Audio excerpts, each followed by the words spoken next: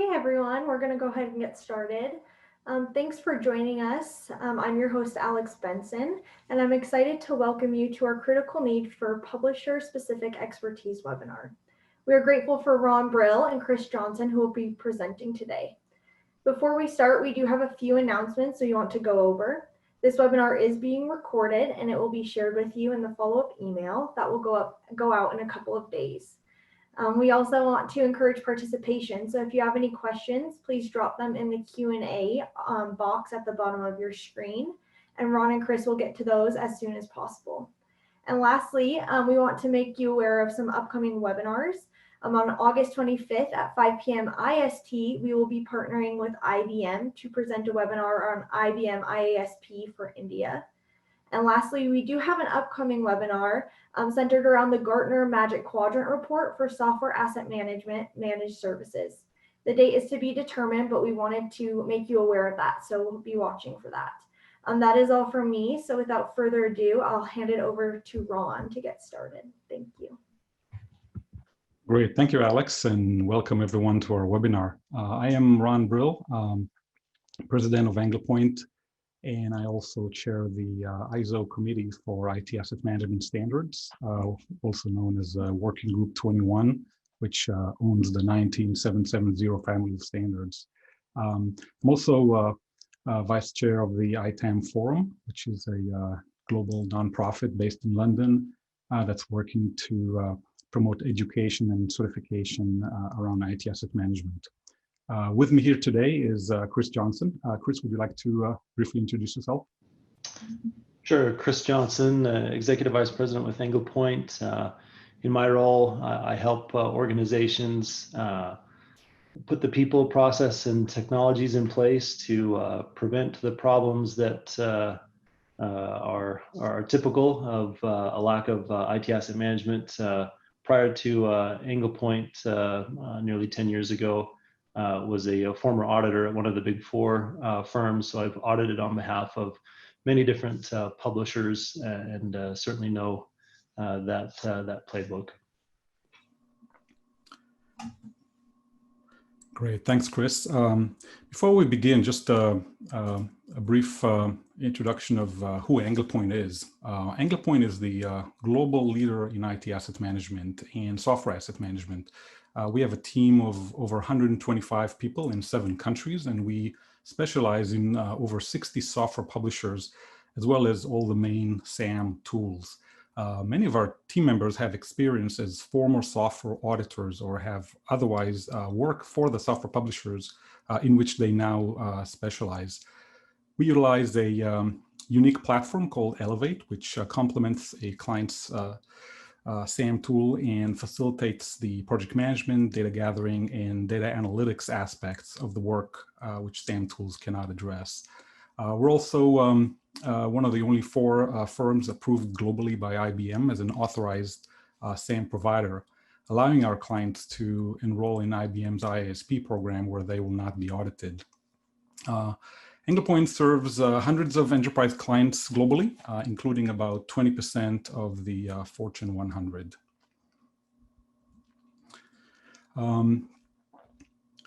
Last week, Gartner released their first ever Magic Quadrant report on SAM managed service providers. For Gartner to have initiated this is in itself indication of the significant growth of the SAM services industry over the last few years. Gartner went through a rigorous process that included review of financials, review of methodologies and deliverables, detailed customer surveys, and so on. Only 11 firms met the minimal inclusion criteria related to scope of services provided, revenue, publishers covered, geographical reach, and so on. Magic Quadrant reports measure the firms across 2 dimensions, completeness of vision and ability to execute. And there are multiple different criteria specific to the subject matter and each one of these 2 categories. For example, our deliverables and methodologies, our approaches, our sales capabilities, our delivery capabilities, and so on. The chart here is shown here is taken from the Gartner report. As you can see, it is divided into 4 quadrants: niche players, visionaries, challengers, and leaders. We are extremely proud to see Anglepoint place very favorably within the leaders quadrant. When we say we are the leading global SAM service provider, we absolutely mean it. Anglepoint has secured reprint rights from Gartner to the full report, and we're happy to make that available for download for anyone who wants it. Alex, could you please let everyone know where they can get that? Yeah, for sure. So I went ahead and dropped a link in the chat box for all of you. All you need to do is go to that link, and there will be an option for you to fill out a form. And once you fill out that form, you'll have access to that report. And you will also get a follow-up email. So if that link doesn't work for you, you'll be able to find that report in that follow-up email as well. So quite simple, just follow the link in the chat box and you'll be able to get there. Thank you. Great, thanks, Alex. All right, so our plan for today is to discuss publisher-specific licensing expertise in SAM. We will discuss what it is, why is it critical, how to get it, and when to use it. One point of clarification, the topic of publisher-specific expertise is primarily relevant to software license management, or SLM, and its two main objectives of cost reduction and audit risk mitigation. SLM is only a subset of SAM, and there are a lot of other important aspects of SAM that we will not have time to discuss today. In our experience, true publisher-specific expertise must include four components. At its heart, publisher-specific expertise is about a lifetime focus of the individuals involved on a single publisher. This is certainly the case when you're dealing with one of the large publishers, such as IBM, Oracle, or Microsoft. With the small publishers, the same individuals may be able to focus on 2 or 3 publishers, perhaps. But again, lifetime focus means following every update coming from these publishers, attending all their events, following their court cases, having regular dialogue with the people on the inside to know what's going on, getting any relevant certifications, mastering their tools if they have any, connecting with the user community and others like you who specialize in their licensing. Again, a true lifetime focus. It is also important to have expertise in all stages of the software license lifecycle, be involved in needs analysis and contract negotiations, technology architecture discussions, deployment and maintenance of the products, tool configuration as it relates to the publisher, analysis of license consumption, gathering of entitlement data, analysis of entitlement position, handling audits, handling contract renewals, handling end-of-life products, and so on. Again, a full end-to-end experience is what's needed here. Then experience being an auditor for those publishers who perform audits is also key. You can only get it by hiring from the publisher's own audit program for those publishers who conduct audits internally, or from the audit firms such as KPMG or Deloitte for those publishers who utilize these audit firms. This and only this would allow you to understand what procedures auditors perform and what data they use to determine license consumption in different situations, how they interpret the licensing rules, and so on.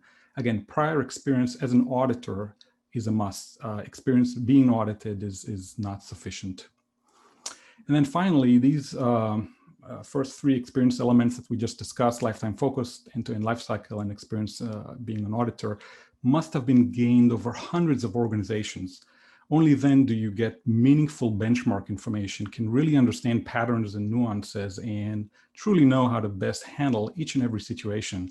People who have spent their careers only as in-house practitioners, as bright as they may be, simply never get there. And this is because they are forever limited by the few organizational lenses that they have experience with. For example, they only ever see 2 to 3 Microsoft EAs, only certified of an Oracle ULA once or twice in their career, only implement a SAM tool maybe once. And their experience with audits for a specific publisher is in being audited. And even that is maybe only once or twice in their career. That's simply not enough. So in summary, it is really only when you combine these 4 elements that you know the publisher playbook and have true publisher-specific expertise as we define it.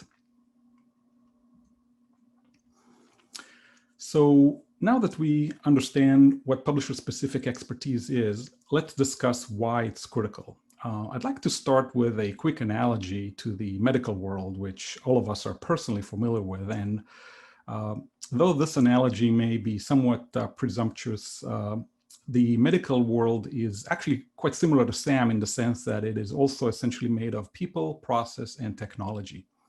So in this chart, we see the patient in the middle. Around her, we see, starting at 9 o'clock here and going down, the general practitioner. This is, for example, the family doctor where the patient's journey may start. Then there are the nurses, lab technicians, and other technicians, and the rest of the extensive support staff supporting the doctors.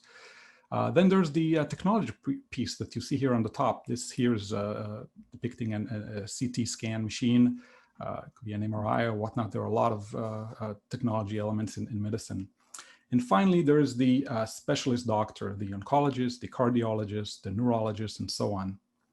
All these four components play a critical role in treating the patient. But if you have a serious condition, it is the specialist doctor, the person who has spent a lifetime focusing on a narrow field that funnels and delivers the value of the entire ecosystem to the patient. It is with the specialist doctor that the magic of medicine happens. Only the specialist doctor knows what specific information is needed from the CT machine. Only the specialist doctor can interpret that information and ultimately diagnose the patient based on the hundreds of similar cases she had dealt with. Only the specialist doctor can recommend the best treatment option. And in some cases, such as, for example, when surgery is required, it is only the specialist doctor who can actually deliver that treatment as well. Similarly, in SAM, you have your SAM generalists, which include the SAM management. You got your support staff, technicians, and your fancy SAM tool. All must play a part, but as we will discuss today, it is publisher-specific expertise where the magic of SAM happens and where value is actually generated. So at this point, you may be wondering if there really is that much to know about any one publisher. And here are just a few examples for why software licensing is complex and requires specialization in the first place. The latter color boxes are publisher-dependent examples, and the darker color are more internally dependent examples. Most of these are self-explanatory. I would touch just briefly maybe on SAM tools. Many organizations have the false impression that SAM tools are a silver bullet and that they make publisher-specific experience unnecessary. I mean, after all, the tool vendor told you the tool supports, quote unquote, publisher X. Therefore, all the publisher-specific expertise you need is therefore already programmed into the tool, right? Well, wrong. SAM tools are absolutely necessary and play a key role. However, they are only part of the equation. In many cases, the SAM tool will help you identify a deployment, meaning that this product with this version is deployed on that server.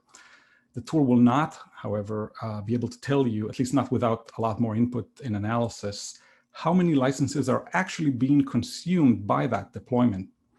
This is true even for metrics the tool is supposed to capture, such as those based on processors and cores, let alone other metrics. Tools cannot discover or analyze the use case in which the software operates within your environment and what that use case means from a product rights standpoint. A good example for that is multiplexing, where more users are accessing a product indirectly beyond what is showing in the product itself. In fairness to the tool vendors, it is possible to automate only so much. In many cases, use rights are vague, and what are the tool vendors to do then? I mean, take the position favoring the customer or take the position favoring the publisher. It's a no-win situation. It is exactly in dealing with vague use rights where SAM brings the most value and the most cost savings to the organization. But at the same time, it is exactly in dealing with these vague use rights that SAM tools fall short. In summary, software licensing is complex and publisher-specific expertise is needed. Now, everything you see on the slide refers to just a single publisher.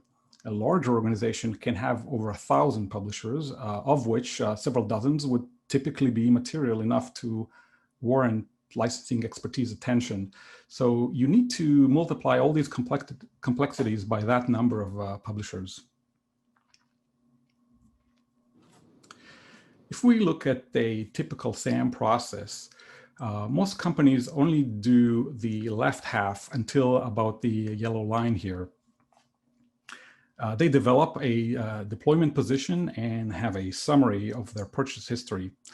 This is as far as SAM generalists that are armed with a good tool can take you. These two elements, deployment position and purchase history, do require a lot of work, but unfortunately, they are too raw to be used for identifying true cost savings opportunities or compliance exposures.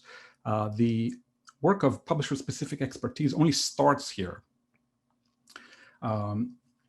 With these two raw inputs, it is focused on two work streams, taking the deployment position and converting it to a true license consumption position by applying licensing rules, and taking the purchase history summary and converting it to a true license entitlement position.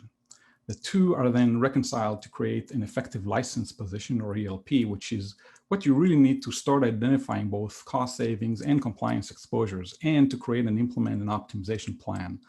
Optimization, by the way, is a detailed iterative process which we can focus an entire webinar on. We will not have time to discuss today. A good analogy is what's called the last mile problem in telecom. I'm sure many of you have heard about it. The telecom providers are able to get their equipment, let's say fiber optics, all the way to their switch hub in your neighborhood. And this took a lot of hard work and probably cost billions of dollars to do.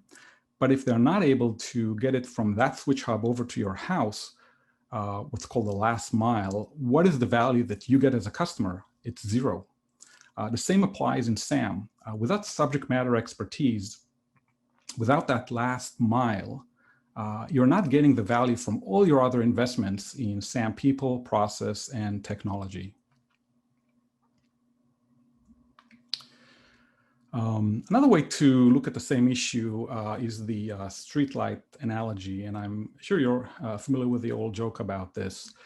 There's always so much to do in SAM that it's very tempting to only look at what your SAM tool can see and count, only look at what your publisher is telling you, only look at what your reseller is telling you, only look at the publisher's products and metrics that you're more familiar with, or the parts of the IT environment that's more visible to you, and so on. The easy can keep you very busy, but busy does not equal productive. The bigger problem here is that busy conveys a false sense of confidence that the right things are being done when in fact they are not, and you're actually only treading water. This is one of the main reasons IT executives are often frustrated with SAM departments. All this investment in SAM over the years, and still every single publisher audit ends in a 7 or 8 figure settlement. The only true test for effectiveness at the end of the day is the amount of cost savings achieved and the amount of compliance exposures mitigated. So given that we're discussing publisher-specific expertise, I'd like to go over a few publisher-specific examples just to help illustrate the point. So with Oracle, some of the licensing issues which many SAM generalists cannot typically address well include things like legacy metrics, for example, concurrent device that can be advantageous for customers to keep, but are hard to manage, as well as counting in a virtualized environment, which isn't something that all organizations fully understand. As one case study example, one of our large clients had a ULA with Oracle, an unlimited license agreement, but did not realize that a certain Fusion middleware product was outside the ULA. They were running that product on VMware, which Oracle does not accept as means of hard partitioning. In addition, they were running a version of VMware that allowed vMotion across vCenters. The resulting exposure for that one product was over $80 million. We helped them identify the problem and then work with them to segment the environment in a manner that Oracle would accept by reducing the exposure to one cluster and preventing vMotion outside that cluster. The $80 million exposure was reduced to zero. With IBM, some of the more challenging licensing issues include IBM Cloud Packs and FlexPoint bundle calculations, unlimited license agreement ULA calculations, aggregate capped programs, or ACP, catalog management, subcapacity reporting, container measurement and reporting, for example, using license services instead of ILMT, and other. As one case study example, you may know Windows 2008 is being removed from IBM subcap eligibility effective January 1st, 2021, this coming January. This will have a significant impact on many customers. And we have a very large client with thousands of these servers that are being impacted, where this change alone would have resulted in a $19 million exposure come January 1st. Because we are aware of this coming change, this pending event, and have been for a long time, we brought it to their attention, and we've been able to work with them on a detailed transition plan that's already in motion to completely eliminate this exposure before January 1st. With Salesforce, some of the licensing challenges include restrictions around API limits, custom objects, custom profiles, storage, understanding restricted use licenses, license type, feature sets, and so on. As one case study example for a large client, Anglepoint identified active and inactive users, feature sets used by users, etc., and helped them consolidate multiple contracts into one that was actually optimized for the client's true needs. With the next renewal, the client was able to reduce their Salesforce contract from $19 million down to $14 million, delivering a saving of $5 million. With SAP, some of the typical licensing challenges include indirect access and digital access, which are notoriously difficult for clients to understand, measure, and manage. True named user optimization is also difficult for most clients. And while most clients do okay with some of the simpler cleanup activities, assigning users to a license based on access or actual usage is difficult without expert help. As one case study example, SAP had audited one of our clients and had findings of over $8 million. We challenged these findings one by one. For example, with EHS, which stands for Environment, Health, and Safety, it was licensed via a bundle product that SAP just failed to recognize during their audit. SAP had also improperly counted the number of CPUs for BOBJ, business objects. And they also counted non-SAP POs for the POE module, the purchase order execution, and other examples. And by producing the relevant contract language, checking calculations and assumptions, we were able to reduce the audit findings from over 8 million down to under $100,000. With Microsoft, some of the more challenging licensing issues include understanding and applying software assurance, SA, use rights and benefits, which are constantly changing, SQL licensing, MSDN, and others. As one case study example, one of our clients was using their reseller over many years for their Microsoft renewal work, and have trusted them completely. It's a very large reseller who shall remain nameless here. The client was on a server cloud enrollment SCE agreement, and the product in question was Core Infrastructure Service Suite, CIS, which essentially is a bundle made of System Center and Windows Server. The reseller had effectively doubled the number of core licenses required because they counted threads instead of physical cores, and most machines had hyperthreading enabled. This resulted in $4 million of overspending annually that Anglepoint had caught. And interestingly, the reseller rep was primarily concerned with what Microsoft was going to say when they realized they were not going to get that extra $4 million, apparently valuing his relationship with Microsoft over his relationship with the customer.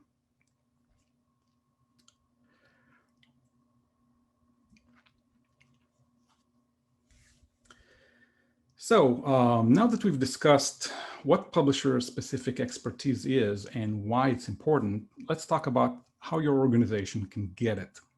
There really are only two options. Either you get this expertise in-house or you use a SAM service provider. There are your two options. We've never seen or heard of an organization that's been able to achieve and sustain the level of required expertise internally, other than maybe with respect to only one or maybe two publishers, even that rarely. There are good reasons for that. It is difficult to find good publisher-specific licensing experts. There just aren't many of them around. This acute skills shortage has been noted by Gartner and others, and we live in this reality every single day. It's also difficult to hire these people because demand far exceeds supply, and these individuals can demand and receive a very high salary. Actually, in a salary survey done by the ITAM review, they found that from 2017 to 2019, global average salaries in SAM increased by 15%. And this is just in 2 years and for all of ITAM. And I can tell you that for true licensing experts, that increase was even higher. In addition, from a professional development standpoint, true experts usually don't want to work for any one end user organization.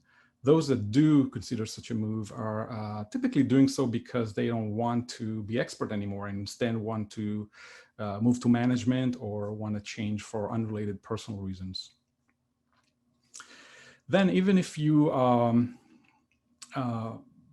found a good expert and were able to hire them, keeping them motivated would be a challenge. Workloads comes in peaks and valleys, and there just isn't enough high-end work year-round, even for very large organizations, meaning that those experts will need to do work that they may consider to be beneath them. Regardless, they will feel their skills atrophying literally by the day. Then, even if you were able to find them, hire them, and keep them motivated, it is nearly impossible to keep their skills current when they're only exposed to a single end user environment, no matter how many trainings and industry events you send them to. For all these reasons we've discussed, you will find that it's very difficult to retain true licensing experts in-house for long, even if you somehow manage to overcome the first 4 challenges. Again, the ones that do stay typically don't want to do publisher-specific work. When talking about efficiency, when licensing experts are working for an end user organization, they cannot be as efficient as when working for a SAM service provider. And this is because they lack the support staff, the more junior experts, to leverage for some of the work.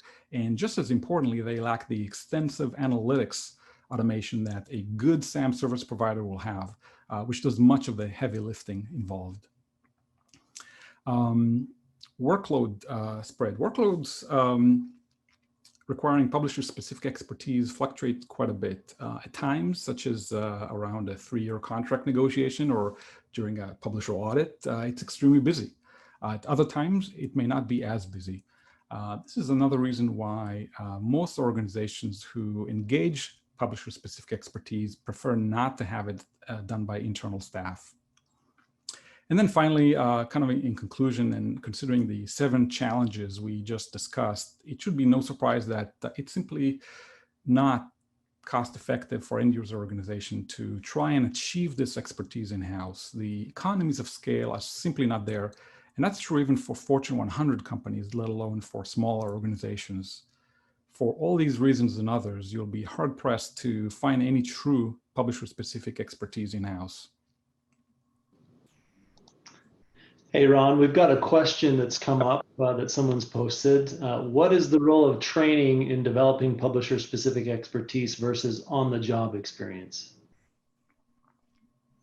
Yeah, it's a great question, and feel free to chime in, Chris, as well. I think there's certainly a role for formal training around certifications and so forth, whether general SAM certifications that provide good background, and then most importantly, publisher-specific certifications around licensing and so forth.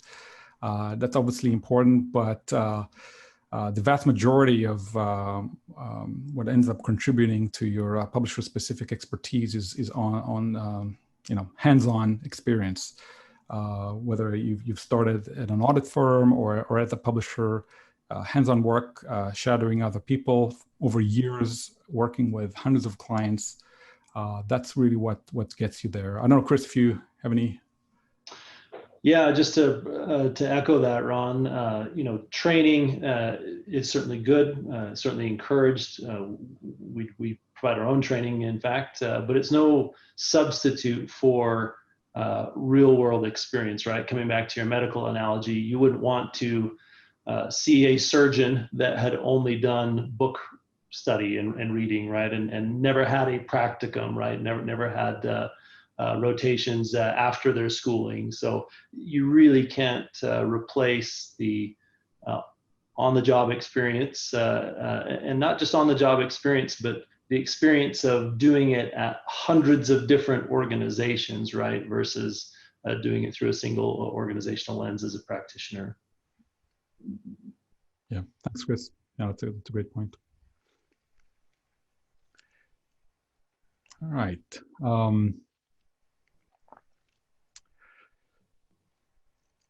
So from a practical standpoint, as we've mentioned, true publisher-specific expertise is achievable only by engaging a competent SAM service provider. And a competent SAM service provider is one who puts publisher-specific expertise front and center, who emphasizes the hiring of experts with specific audit background and so on. Some SAM service providers structure their teams based on client assignments and not publisher expertise. That means that the same person doing your IBM ELP could be doing your Oracle ELP tomorrow. This results really in a watered down licensing knowledge and is not what we consider publisher-specific expertise. At the end of the day, like everything else in life, no amount of incremental effort or brute force can compensate for lack of expertise.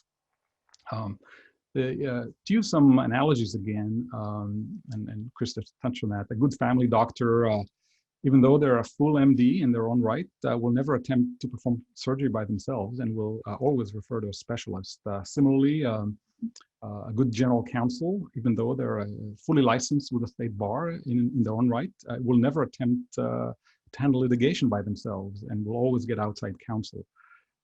SAM is no different.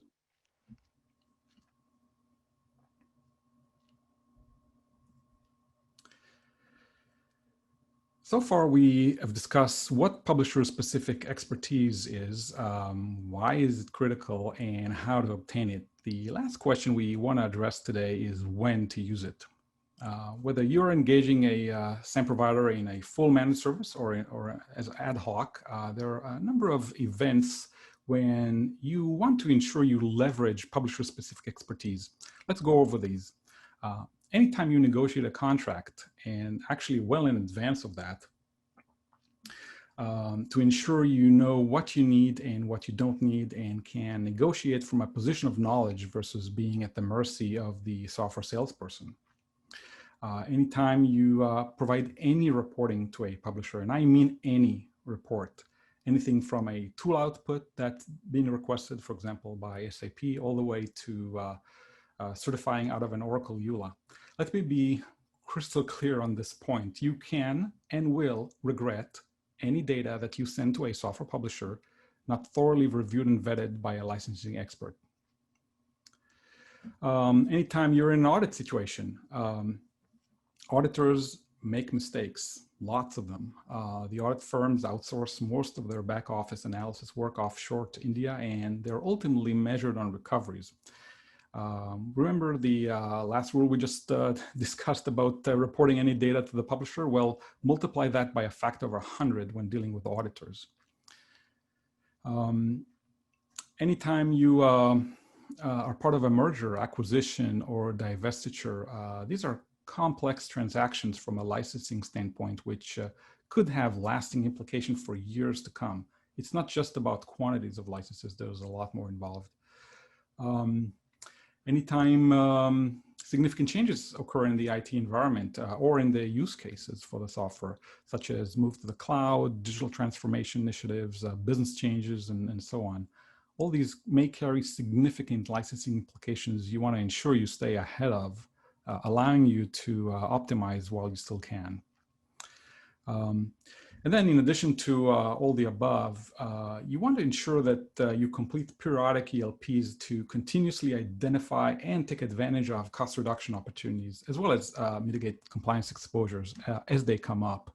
The specific frequency would depend on who the publisher is, how much of their software you use, what specific products you use, your annual spend with the publisher, audit risk by the publisher, and other factors.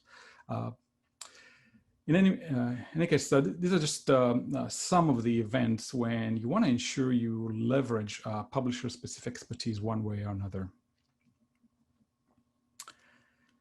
And with that, I think we can open it up for questions.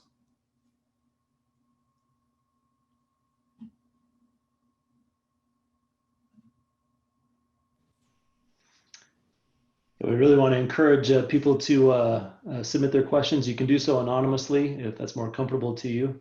Maybe to just kind of get things started here, Ron, I think maybe one question that might be on people's mind are, are you saying that all organizations must use an external SAM service provider to be able to get this expertise? Well, I mean, you certainly don't have to use an external SAM service provider. I mean, you can keep overpaying your software publishers. There's no law against that. Now, of course, some organizations do a better job internally than others. But that said, we've never found a single organization where we did not identify substantial cost reduction and risk mitigation opportunities that were incremental to anything the client had identified internally. And this is thanks to our publisher-specific expertise. That never happened.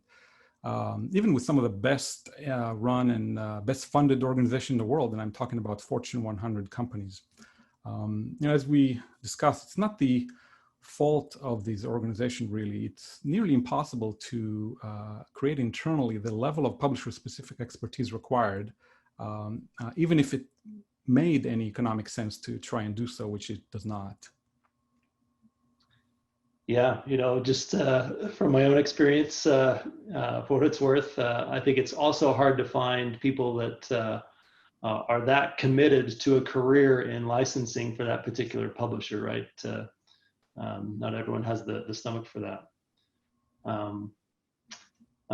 Another question, as folks are chiming in on the question, you can submit it through the chat or the question and answer feature in Zoom here, but you'd mentioned that being an auditor is a key component to developing that licensing expertise, because an auditor not only knows what the publisher is looking for, how the publisher is interpreting the language in contracts, and how that actually translates to a calculation, a formula of license consumption. What do you do with publishers that don't have an audit program?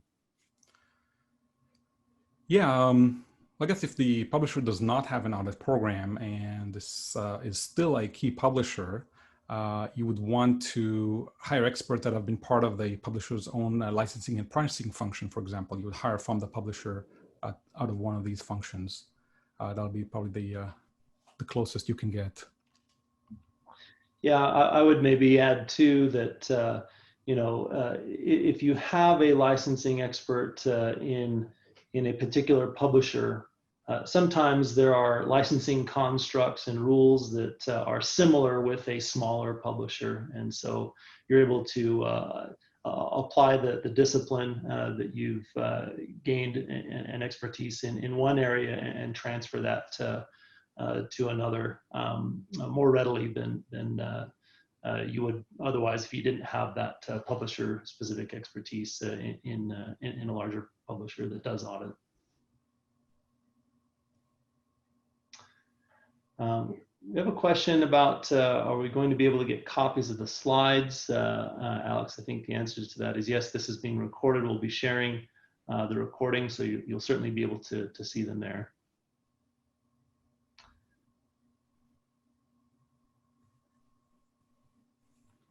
We have a few minutes here left, so we definitely want to make this as valuable to everyone as possible. So again, really encourage any comments or questions. Looks like one of them has come in here again.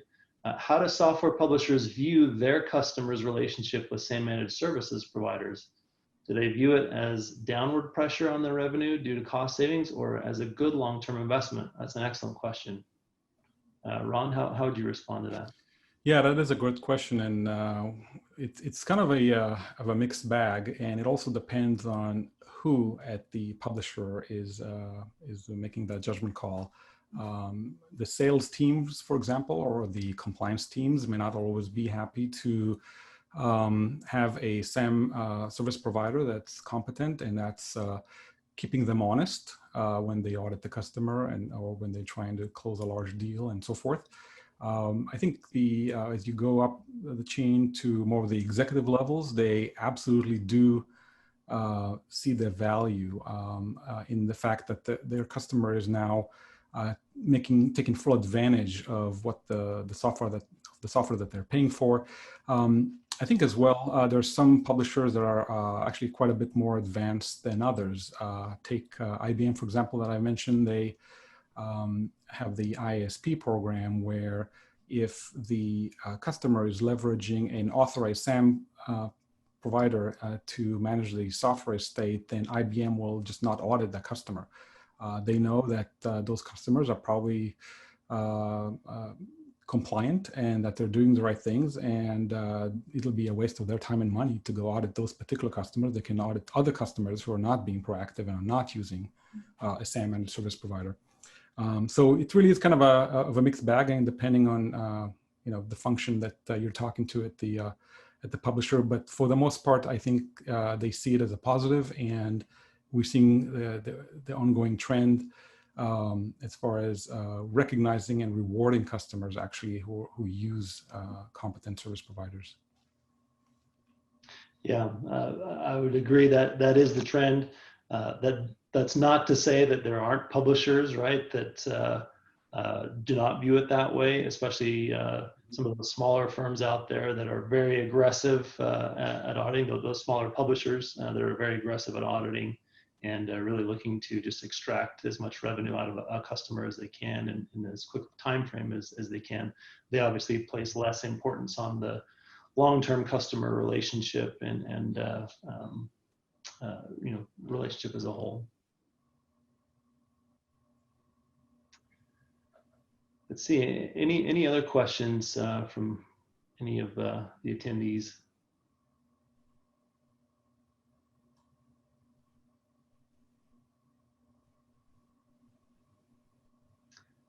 Well, maybe while those are coming through, Ron, you'd put up that slide with the some of the large publisher logos or names and cited some case studies there of some of our recent experience in helping customers and how the value of that publisher licensing expertise translated to cost savings or risk mitigation to the customer. I think it's safe to say we could have put half a dozen more logos up there with examples and some of these smaller publishers that I was just referring to, for example, OpenText, Micro Focus, Quest, VMware, are ramping up those audit programs. Even in the last 6 months, I think we've seen that audit activity increase, and it's being adapted. No one's going on site anymore, but there are various different levels of self-reporting that they're asking for to then qualify if there's more for them to go after and then do a full-blown audit thereafter. So, the tactics are changing, but it seems that the frequency is actually increasing, especially with those smaller publishers that are quite aggressive. Let's see, we don't have any other questions that have come in. So I don't know if there's any final thoughts, Ron, you want to leave everyone with, or if there's any final questions, please submit them here quick. Otherwise, I think that would conclude our session. No, I mean, thanks everyone for joining. Would love to answer any additional questions. Feel free to reach out to us at any point. And If you haven't already looked at the Gartner Magic Quadrant report, we highly encourage you to do so. It's a good overview of the whole industry and the trends that Gartner is seeing with their customer base. And you can download a complimentary copy through Anglepoint using the link that Alex had provided. And feel free to reach out to us at any point. Thank you. Awesome. Thank you so much, Ron and Chris, for that presentation, and thanks to everyone who has joined us today. Just a quick reminder that we will be sending up a follow-up email with those slides and the recording. Thank you again for joining us, and we hope you have a great rest of your day.